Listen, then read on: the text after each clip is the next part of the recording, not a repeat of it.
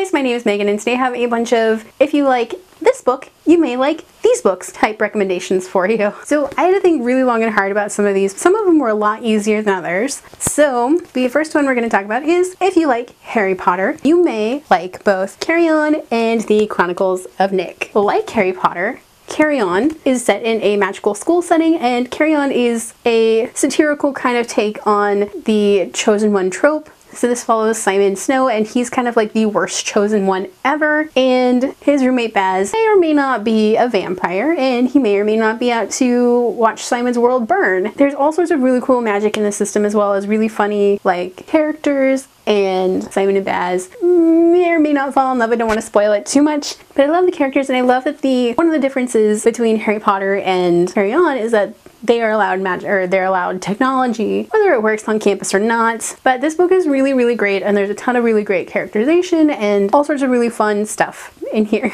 And then the first book in the Chronicles of Nick series, Infinity, is also our main character, Nick, he kind of inadvertently finds out that he is a demon overlord, and he still has to go to regular human high school while learning to deal with his powers and figuring out that a lot of his friends are supernatural, so whether they be demons, weird creatures, angels, witches, ghosts in some cases, and of course there's redneck zombies. And oh, did I mention this is all set in New Orleans? Because it's set in New Orleans and it's really cool, and it makes perfect sense to have redneck zombies and redneck zombie hunters. Anyway, this is a fun, wild ride of a series. It's just so full of like funny dialogue and great characters that you just want to love, and like sometimes you want to just punch them so they can get through some of the stuff that they have to go through. But all in all, this is a great series if you're looking for one that, you know, if you want to branch out from Harry Potter into something that's also an urban fantasy, but you know, for young adults. So this is a great one to choose. Okay, so next up, if you like Cinder, you may also like Stitching Snow. So like Cinder, Stitching Snow is a fairy tale retelling. This one is the retelling of Snow White and the Seven Dwarves. So Princess Snow has kind of gone missing. She's been banished to this outer, oh, by the way, this is set in space, if you didn't know. It's awesome. Snow has kind of been kidnapped and sent away to a mining planet in the middle of nowhere in the universe, and she kind of has this little gaggle of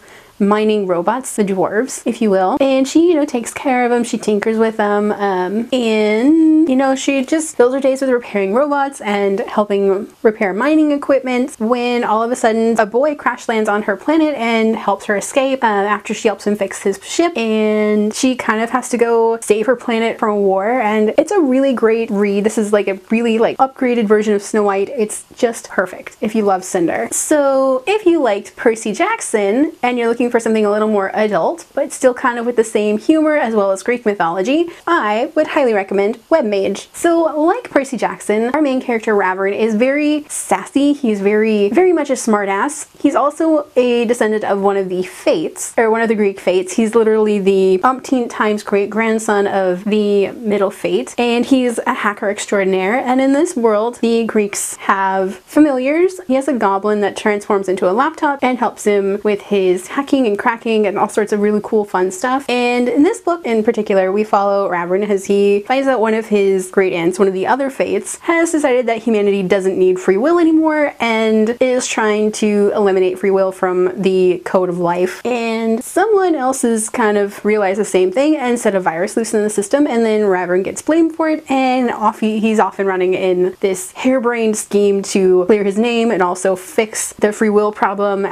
This is just one of my absolute favorite books. As you can tell, this book has been shredded. This is one of the first urban fantasy books that I absolutely fell in love with, and it's just amazing, and I still reread it all the time. Like seriously, I've read the book 6 times, I think. It's real good. And also later on in this series, there's also Norse mythology gets pulled into this. It's really great if you're a fan of Percy Jackson and the Percy Jackson universe. So next up, if you guys liked Six of Crows, or you loved it like I did, you may also like A Darker Shade of Magic, as well as The Cold Burn of Magic. Okay, so first we're going to talk about A Darker Shade of Magic. So like Six of Crows, this is a dark fantasy. This one is more adult than the other option that I have. I talk about this book all the time. I love it. This book follows Kel, and he's kind of this traveler. He can travel between the 3 different Londons. So there's Grey London that doesn't have very much magic, if any, Red London, which has a healthy magical system, and then White London, which has a dying magical system, and the society is dying in general. There's also a 4th London, which is Black London, which is completely dead. Nobody can get there, really. And in this book, we follow Kel as he journeys back and forth between all the different Londons, and he smuggles items back and forth, which he's not supposed to do. And he finds an object that he just can't get rid of. And then he also meets Delilah Bard, who is awesome, and he kind of smuggles her into Red London, where she's not supposed to be. All sorts of havoc gets wreaked in this book and this series in general. I love it to pieces. It's great, and it's definitely more adult than Six of Crows, but if you liked Six of Crows and their like the dark atmosphere, this one I would highly recommend for that. And then Cold Burn of Magic. So this is an urban fantasy series. Cold Burn of Magic is slightly different from both Six of Crows and A Darker Shade of Magic. So this one is set in a more like an urban fantasy kind of setting. This book follows Lila Merriweather, and she is a thief, so very much like Six of Crows.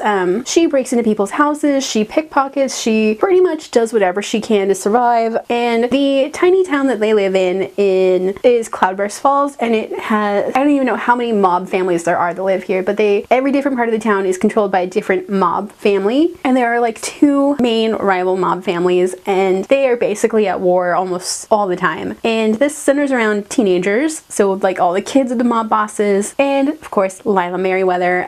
So in this book, Lila saves the life of the only son of the Sinclair family, Devin, and she's basically offered the job of being his bodyguard for the summer to keep him alive. And all of these people, most of them anyway, have like these magical abilities. So whether that's seeing into the future, mimicking powers, healing, all sorts of really cool stuff, whether fire breathing, that kind of all sorts of really cool stuff. And you know, that's kind of what I really liked about this book. I loved the mob kind of connotations to it, and it reminded me very much of Six of Crows, and that's why I thought this would be a really good one to go if you're looking for something that's kind of like Six of Crows but set in a more urban fantasy setting rather than a completely fantasy setting. This would be a good one for you. Also, did I mention that these guys have swords in this urban fantasy setting? I don't think I did, but they carry around swords for protection rather than guns, although there are some guns, but they're more of like a stabby, killy, slashy kind of urban fantasy. So this book is really great, and it's one that I would highly recommend. Even if you don't think it's quite up to the standard of Six of Crows, give this one a shot. It's really, really good. So then our last book. So if you liked Foolish Hearts, you will also love Upside of Unrequited. Like Foolish Hearts, this one centers around a girl who's kind of trying to find where she fits in society, but also kind of like trying to, you know, figure out her love life and whether she has one, or, you know, that kind of thing. And it's really cute, and it's really funny, and just really heartwarming. So this one follows Molly and her sister Cassie, or her twin sister Cassie, and they are out of school for the summer and looking for work, as well as trying to find love. And Molly has all of these different crushes that she's had, and her sister teases her relentlessly for them because she doesn't ever do anything about them. And when Cassie gets a new girlfriend, Molly kind of falls in love with Cassie's girlfriend's best friend, but she also kind of falls in love with the kid that she works with, and it's just really cute and sweet and just so wonderfully heartwarming that it'll leave you in a little puddle of goo, and just